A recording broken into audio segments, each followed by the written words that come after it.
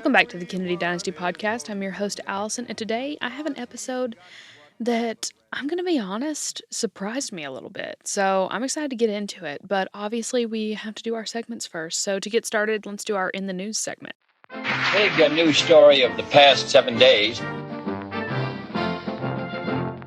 So Jack Schlossberg went on the Today Show to recently announce the recipients of the Profiles in Courage Award for 2022, and there are 5 of them. Ukrainian President Zelensky, Republican Representative Liz Cheney, Michigan Secretary of State Jocelyn Benson, Arizona House Speaker Rusty Bowers, and Georgia Election Department worker Wandrea Shea Moss. They are going to be honored for their actions in the aftermath of the 2020 presidential election. Along with that, during his interview on the Today Show, Jack Schlossberg also shared a little more exciting news about the new addition to the Kennedy Schlossberg family. So I'm going to play a clip of him talking about that here. Well, we got to catch up on some family business. First of all, congratulations. You just graduated from Harvard, a JD MBA. That's You're right. a lawyer. You've got your master's in business. That's right. And you've moved back home. I have. Exactly. I'm living in my childhood bedroom. So it's all going according to plan. Well, everybody wants to know what your plans are. Do you know what your plans are? I don't know my plans. Yeah. I have no plans. But I have a new nephew. Wait a minute. That was my next question, but you already broke a piece of news because your sister Tatiana had a little baby. We didn't know if it was a boy or girl. It's a boy. It's a boy. And can you tell us the name? His name is Edwin, but I like to call him Jack. Oh, wait. But his name is Edwin. His name is Edwin. After your my father. dad, yeah. Yes, of course. Yeah. Oh, that's so cute. And have you been over there? Yeah, all the time. I can't get away from him. I love him. He's like the first grandchild for your mom. Yeah. Is she into it? So into it. I handed in my last paper on the day that he was born, so no one even noticed. Yeah, they're like, I finished school. You've been overtaken. Yeah, exactly. Sorry. It's all about Edwin/Jack now. Exactly. Well, you know, one of these times you came here where you were with your mom, and I think it might have been the first time you were on with us, and I asked you, like everyone does, whether you have a future in politics, and you said... But I have no plans. No, you said stay tuned, Savannah. I said stay tuned, Savannah? I'm still tuned. That's very bold of me to say. It was quite bold and remarkable. Do you have any I have news no plans, no about that? updates to share. Yeah. All right. Well, congratulations on everything. Thank you for introducing us to the Profiles in Courage Award recipients. Thank you so much. And the little nephew. Next time, bring pictures. I will. Okay. Congratulations to Tatiana and her husband. Also for In the News, the Met Gala was last night from when I'm recording this, and I was shocked by the amount of Kennedy-inspired looks and gowns framed around American architecture and stuff. And so I was going to dissect all of these and talk about them, and then I thought, this has to be an episode because... obviously, there was Kim Kardashian wearing the Marilyn Monroe dress from Happy Birthday, Mr. President. There were looks that channeled Jackie, and I don't know, so much good stuff. So I've called on my old pal, Noah Birch, and he will be coming back to the podcast next week, and we are going to break down all of these looks that are Kennedy-inspired, and we're also going to talk more about how designers are taking Kennedy fashion and influence and spinning them into modern day collections and how this amazing sense of style is continuing to transcend time. So I'm stoked to have him on here and it'll be so much fun. Make sure that you are subscribed so you don't miss next week's episode. Okay, it's time for our inspiring clip of the week. One of the inspiring notes. So I know I just did Maria Shriver recently, but I had to do this clip from a commencement address that she recently did at the University of Michigan that was just incredible. And it's a long clip of what I shared. I would have shared the whole thing if it just wouldn't have been insane. So it's going to be a lengthy clip, but worth the listen. Here she is. Well, then I realized something as I was sitting one night watching Ukrainian President Zelensky on the news. He stood there with shelling all around him and said, I am not hiding, and I am not afraid of anyone or anything. I took a beat. Yeah.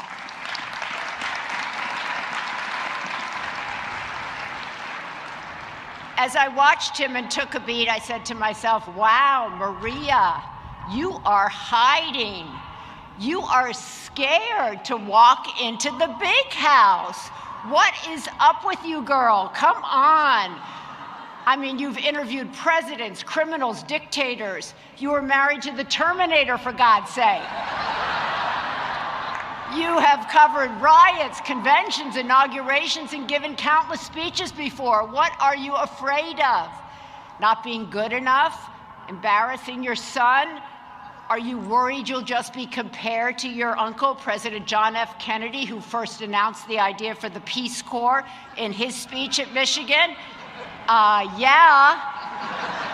Are you afraid you won't have anything valuable or memorable to say to this extraordinary class of young individuals? All of it. All of it. I was terrified. So once I got real, I called President Coleman and said, I'm in. You see, I am a big believer in facing your fears head on. It's how I have found my own courage. It's how I have found my own bravery. It's how I have discovered my truth. And most importantly, it's how I've discovered who I really am. For example, I was terrified to enter into the news business, even though I knew I wanted to be a journalist. In fact, the first time I anchored a live television show, I threw up in the bathroom before, and I threw up when I was done. So I was so convinced I had done a terrible job and that I would never be invited back. I was also afraid to write every book I've ever written, terrified that no one would buy one, and even worse, I was concerned that I'd be humiliated in the public square. I was afraid to become the First Lady of California and be a Democrat and serve in a Republican administration. I was sure I would be ruining everything that my family had fought for and stood for. I was afraid to have children. Sure, I would mess them up. So far, knock on wood, I haven't. I was afraid to get married, and even more afraid to leave my marriage and carve out a path for myself at midlife. And for sure, I was thank you. That's a whole other speech for another time. But it's a good one. And I was certainly afraid to become an entrepreneur in my 60s. But if there's one thing I have learned since I was your age, it's that fear can show up at every stage of your life, no matter what you have accomplished. And not pushing through your fear, not pushing through that which scares you, will leave you feeling like you're not brave. It will leave you with an unrealized, unfulfilled version of yourself. And believe me, graduates, that is something to fear. Because to truly know who you are, you cannot hide who you are, not from yourself or from others. And the truth is, most people hide. So that's why I showed up today. I showed up because I didn't want to hide behind my fear. I showed up because it didn't matter whether you knew me or not, or whether I was first, second, or your last choice. That will always happen in life. What matters is that I didn't let the self-doubt keep me from being here. I didn't let imposter syndrome keep me from accepting this honorary degree from the greatest institution in our country, which my son...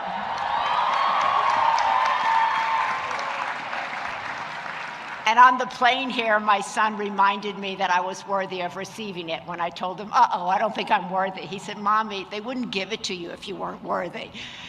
What matters is that when I asked myself if I had something valuable to say to you, something that I wish I'd known at your age, the answer turned out to be yes. And what I want you to know today is this: fear and certainty, they're an illusion. So is the belief that you are small, or that someone else is bigger, better, or braver than you, or that someone else knows what's best for you. They don't. Your life, graduates, is best chartered by you, by your heart and your mind. You know what else is an illusion? That success is the brass ring my generation told you it was, or that you should wait to pursue that which lights you up. Do not ever wait to pursue that what makes you feel alive. And the good news is, you don't have to, because your generation has been given the gift of a shredded rule book, a wide open field. So much of what used to be called normal is out the window, and that is actually your gift. In fact, this uncertain moment that you and our world are facing, it's an incredible opportunity for you. And those fears you may be feeling, they're actually a window into your own bravery. And this moment that we are all in, this is a moment for the brave. And finally, for my recommendations, Of course, then we would recommend it. since today we will be speaking about Evelyn Lincoln, who is President Kennedy's personal secretary, I'm going to recommend the 2 books that she wrote. One, My 12 Years with John F. Kennedy, and the second, Kennedy and Johnson. And you can find the direct links to purchase those in the description of this episode. Speaking of Evelyn Lincoln, let's get to the episode. I'm going to be honest with you guys, there is probably so much more out there about her than I was even able to conjure up in the amount of time I had to research, because every single time I went to click on another article or another, there was some deep secret or some new thing to find out about her. So, as I've said before, this is a podcast where I am learning alongside you guys. Please feel free and please do research this topic on your own. After the fact, send me any new articles or information you find. I would love to know, because I thought this was going to be a really cut and dry, super easy episode, and I was in for it because I found that Evelyn Lincoln had a lot more layers to her than I previously thought. With that being said, my sources today are the New York Times, Washington Post, Spartacus Educational, Independent, and the National Archives. I'm kind of all over the place with these sources today because there were so many different just angles. Honestly, when I first looked her up, I was like, oh no, there's not enough content here. There was just very vague descriptions of her life and whatnot and her loyalty to President Kennedy, but then I kind of dug a little deeper and there's some stuff there. To get started, I'm just going to give you a little bit of backstory about her, who she is, where she's from, all that kind of thing. Evelyn Lincoln was born Evelyn Marine Norton on a farm in Polk County, Nebraska on June 25th of 1909. And she grew up in politics because her father, John Norton, was actually a member of the United States House of Representatives. Then, in 1930, she married a federal worker named Harold W. Lincoln, and she met him when she was a law student at George Washington University. So being that she was around politics, she really wanted to aim for working in politics in some capacity. And she was able to achieve that because in 1953, she became the personal secretary to then Senator of Massachusetts, John F. Kennedy. She was excited to work for President Kennedy and the person that she could see that he was. I'm Evelyn Lincoln. I was the personal secretary to the president from January 3rd, 1953, until November 22nd, 1963. 10 years. Almost 11. Yeah. Would have been 11, 3rd of January. Could you tell us about the first time you met him or the first time you heard about him? Well, I was working for a Southern congressman in the House, and I looked around and I thought I would like to go with someone that was more active. And so I noticed Congressman Kennedy, and I liked his ideas and what he was trying to do. In fact, I was so impressed with the idea that he was going to run against Henry Cabot Lodge that I thought it would be nice if I could work for him if he did win out. And so I volunteered my services at night and helped in his campaign in 52. And then when he was elected in 53, he asked me to go along. And I was his secretary during the whole time from then on. She instantly made herself necessary to him. She was an incredible secretary, always there, really took her job very seriously. And one of the most notable things that people said about her was that she collected every single scrap of paper ever. She did not get rid of anything. She was meticulous about preserving, almost hoarding everything ever. Another thing that I thought was kind of interesting that I found when reading about her is that she kept this persona of exactly what she looked like in the 60s for the rest of her life. So after the assassination, which I'll get to the backstory of, her being there and things like that, but I just wanted to note that after the assassination, she kept her look pretty much the exact same because she was kind of quoted saying that it was identifiable and that's just who she was, and she was good with that. In one of the articles that I read, they also noted that she loved the spotlight as far as keeping the Kennedy memory alive in the way that she could. She would always grant interviews. She corresponded back and forth with people curious about Kennedy history and sent notes and cards and things like that. She would even send her own headshot to every letter that she would respond to. She just was very, very, very passionate about talking about her time with the Kennedys, and to me seemed like it was a bit of an obsession for her entire life. Was there any change in that? He became much busier, I imagine, when he became president. But was there any change in this? I thought he was humble when he was a senator, but he was much more humble as president. He was even more trying to reach the individual and see what he could do for them, always thinking about all of the people, the old people, the school children, and just everyone. How did he, you saw him with so many people, by what means did he reach people? I'm asking a very vague question. Well, you felt just like he was a member of your family when you met him. In fact, it was a little difficult to really realize that he was a president because he was so down on the same level with you. I mean, you felt a closeness to him. You didn't feel awe-stricken, but you just felt like it was just some old friend that you were visiting with. It was a very strange thing, and I think everyone felt that way. You couldn't help but feel that way. So back to when she started working for him.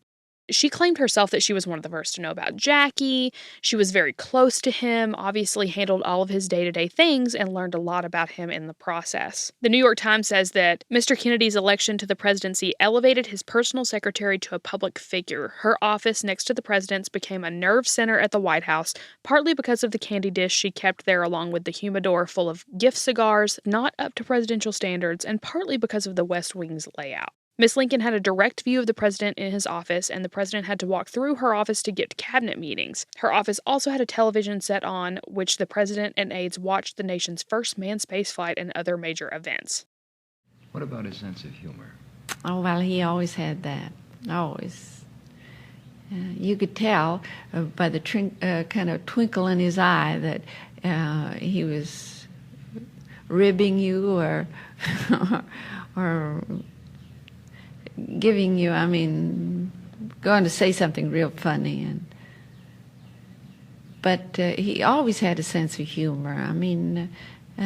Things, even though in the serious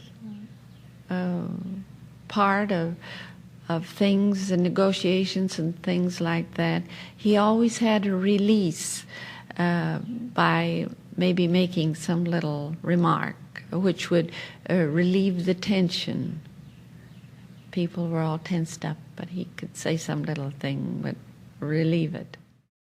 Now, I'm sure you're wondering, did Miss Lincoln know about all the extramarital affairs? And the answer is absolutely yes, because she was actually basically the person that handled coordinating everything from getting the women to the White House and back. The Independent quotes her as saying that half of her time was spent with women calling to find out about him. It says, Lincoln, whose own marriage appears to have been a model one, was expected to contact young women, socialite friends from New York, call girls, or government secretaries, and arrange for them to be picked up in one of the White House's black Mercury limousines and brought to the executive mansion, where they would be escorted to the pool or private quarters by Kennedy's even more personal aide and principal procurer Dave Powers. She came out and said that she believed Jackie was having affairs too, which is not shocking if you've read a lot about the Kennedys. And Miss Lincoln said that she didn't think Jackie really liked her that much and was really upset when Jackie fired her. She said that Jackie told her, "Oh, Miss Lincoln, this shouldn't be so hard for you. You still have your husband." Now let's talk about the day of the assassination. She was in the motorcade the day of, and obviously, as it did everyone, the assassination impacted her very deeply. And she would every single year on November 22nd visit Arlington Cemetery and lay 3 roses at the grave of President Kennedy. She had a controversial opinion on the conspiracy surrounding the assassination. On October 7th, 1994, she wrote, "For as the assassination is concerned, it is my belief that there was a conspiracy because there were those that disliked him and felt the only way to get rid of him was to assassinate him. These 5 conspirators, in my opinion, were Lyndon B. Johnson, J. Edgar Hoover, the Mafia, the CIA, and the Cubans in Florida." She wrote about in her book Kennedy and Johnson, which released in 1968, a conversation that she had with President Kennedy on November 19th of 1963, and this is what that said. "As Mr. Kennedy sat in the rocker in my office, his head resting on its back, he placed his left leg across his right knee. He rocked slightly as he talked. In a slow, pensive voice, he said to me, 'You know, if I'm reelected in 64, I'm going to spend more and more time toward making government service an honorable career.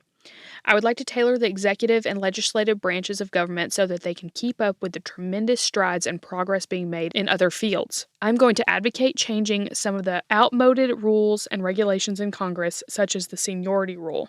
To do this, I will need as a running mate in 64 a man who believes as I do.'" She was fascinated by this conversation and wrote it down verbatim in her diary. Then she asked him, "Who is your choice as a running mate?" And he looked straight ahead and without hesitation replied, "At this time I'm thinking about Governor Terry Sanford of North Carolina, but it will not be Lyndon." But then, when this whole thing about dumping Lyndon on the ballot came out, it got a little controversial, and a gossip columnist reported unnamed Kennedy sources saying that it was actually Evelyn Lincoln that President Kennedy wanted to get rid of. And according to the Washington Post, that hurt her deeply, and she said the information about Johnson was true, but that Robert Kennedy was running for president at the time and did not want to anger Johnson. She said, "I assumed he knew just like I knew." People at the time apparently accused her of disloyalty, saying they wouldn't hire her as a secretary or anything like that. And she said that she felt at that point that people in the White House were jealous of her because of Kennedy relying on her as much as he did.